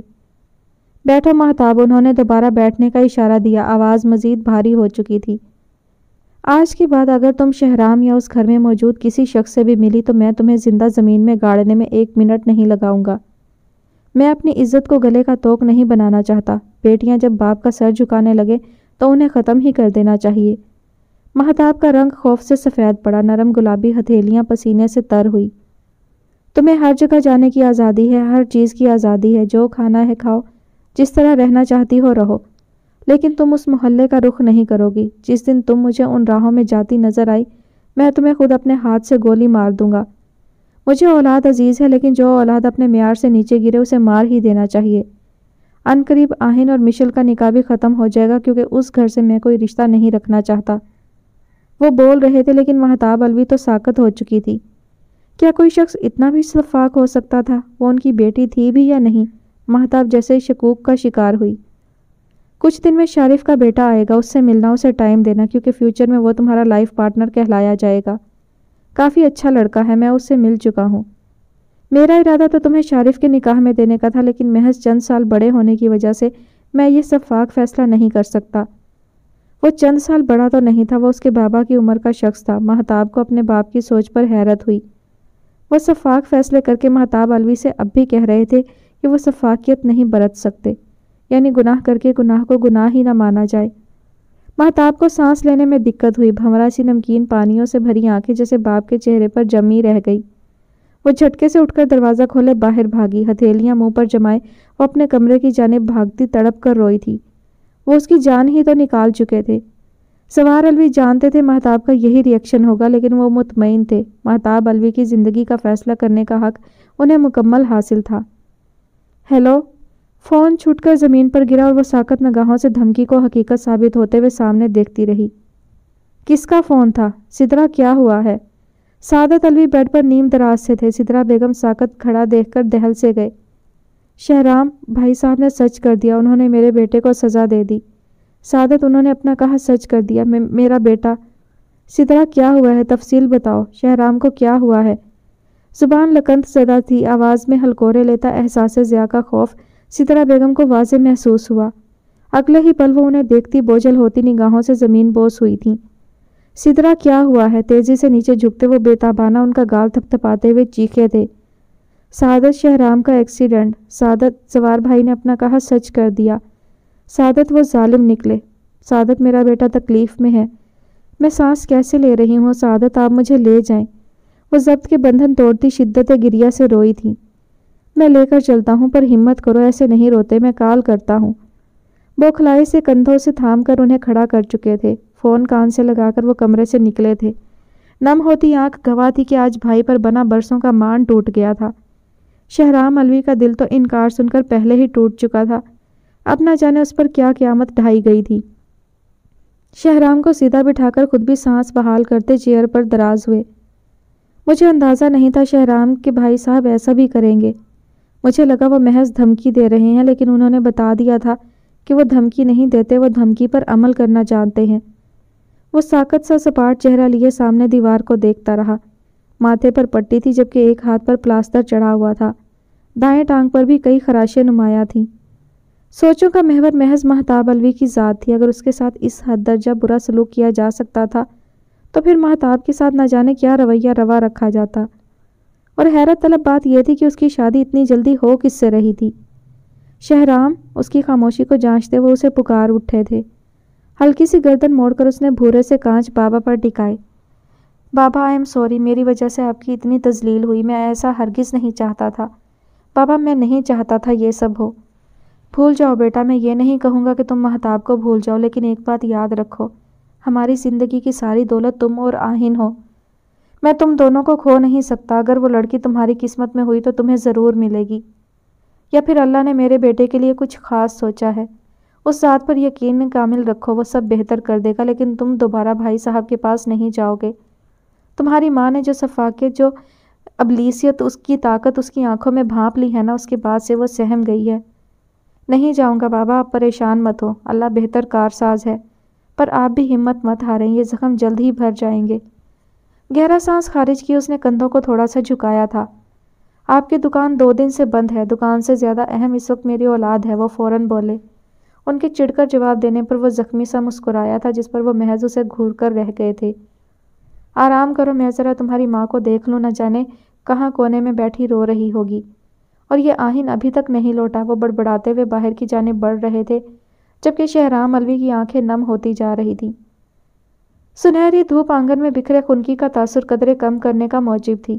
پراٹھوں کی لذیذ خوشبو چھوٹے سے الوی ہاؤس میں پھیلی ہوئی تھی۔ شہرام کے ایکسیڈنٹ کو ہفتہ ہو چکا تھا، بازو کی ہڈی ٹوٹنے کی وجہ سے وہ گھر پر ہی تھا۔ بھاپ اڑاتی چائے کا کپ تخت پر موجود تھا جبکہ سعادت صاحب نوالا توڑتے مکمل ناشتے میں مشغول تھے۔ دروازے پر ہوتی تیز دستک پر سعادت الوی چونک سے گئے۔ بازو پر پٹی لپیٹے شہرام بھی قریب کرسی پر دراز تھا، اس کا کپ قریب چھوٹی میز پر موجود تھا۔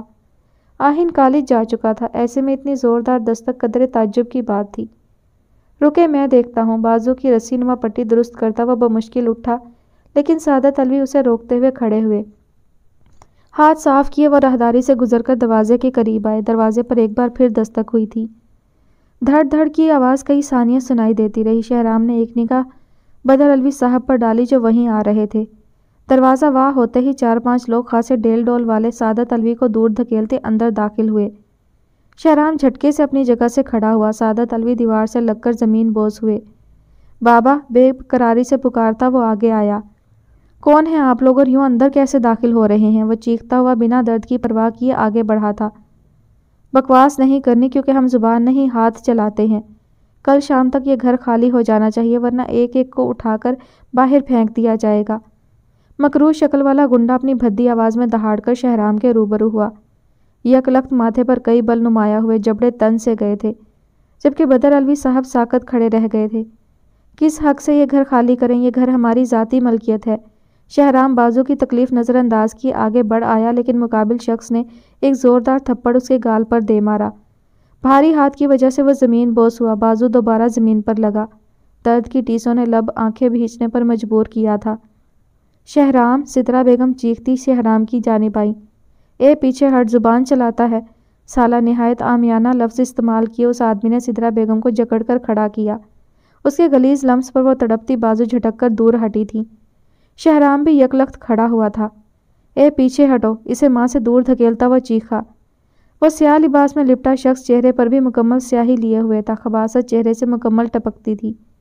सामान बाहर फेंको, अपने आदमियों को इशारा दिए वो आगे आया और दोबारा शहराम के सामने खड़ा हुआ।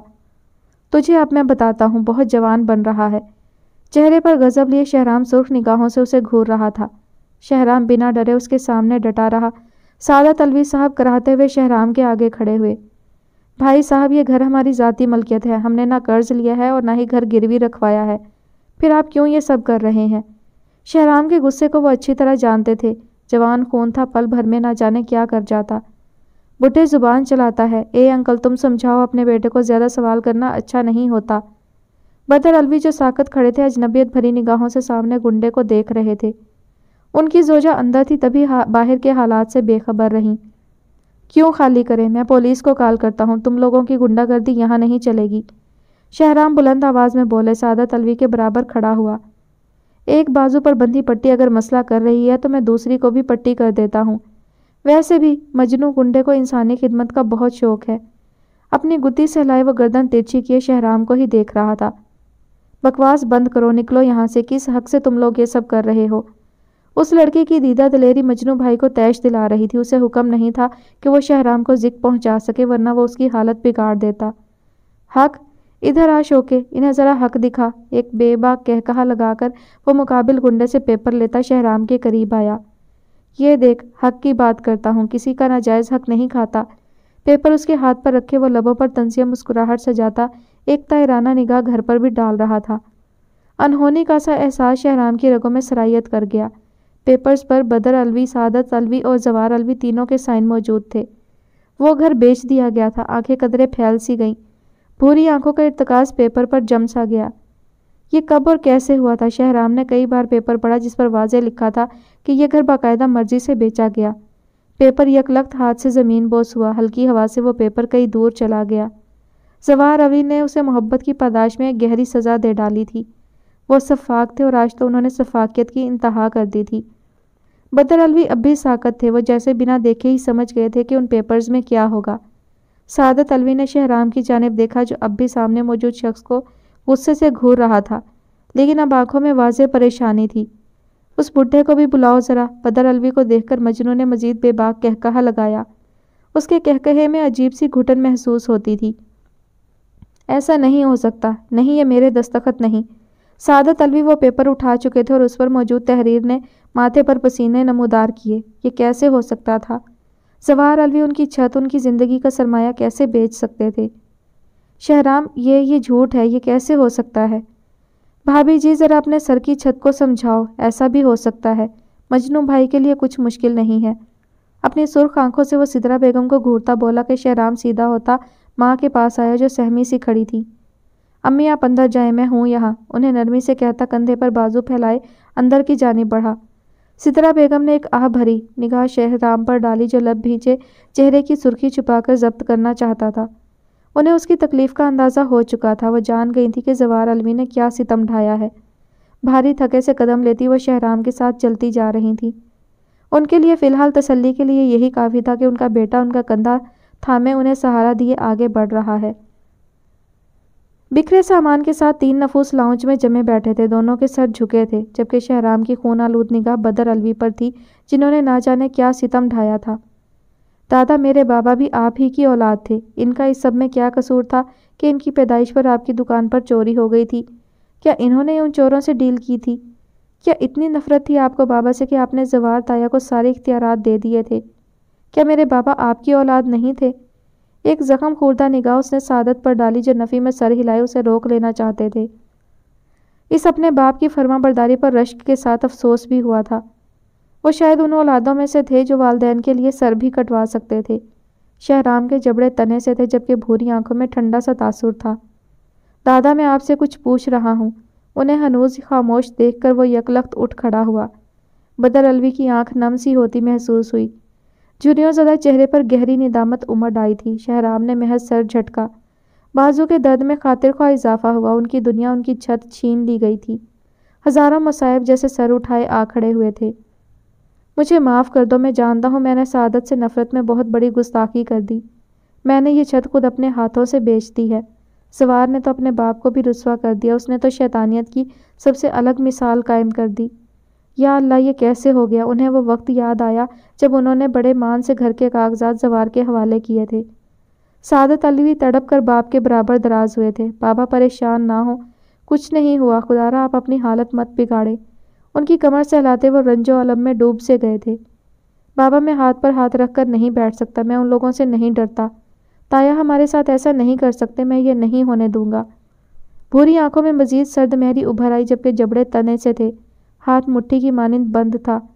ساری ناانصافیاں، ساری بے عزتی، ساری تکالیف جیسے بھوری آنکھوں کے سامنے آ ٹھہری تھی۔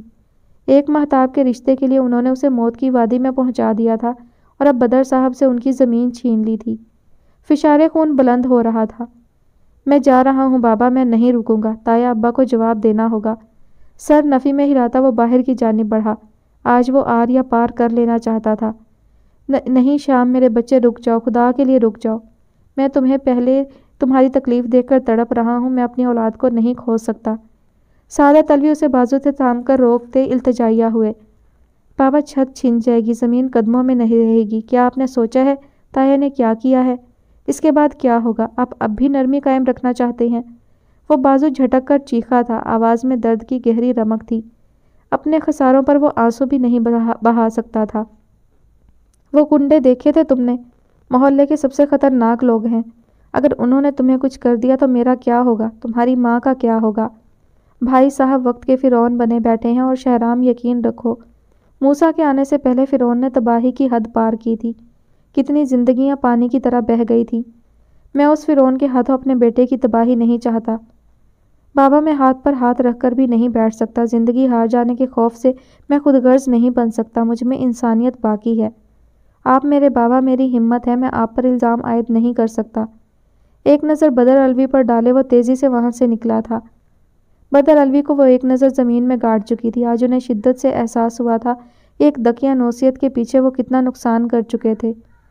سعادت الوی کی آواز کانوں میں گونج رہی تھی۔ وہ شہرام کو روک رہے تھے، اسے پکار رہے تھے، اور وہ اپنے باپ کی پکار کو نظر انداز کیے اپنے باپ کی ہی زمین کو واپس لانے وہاں سے جا رہا تھا۔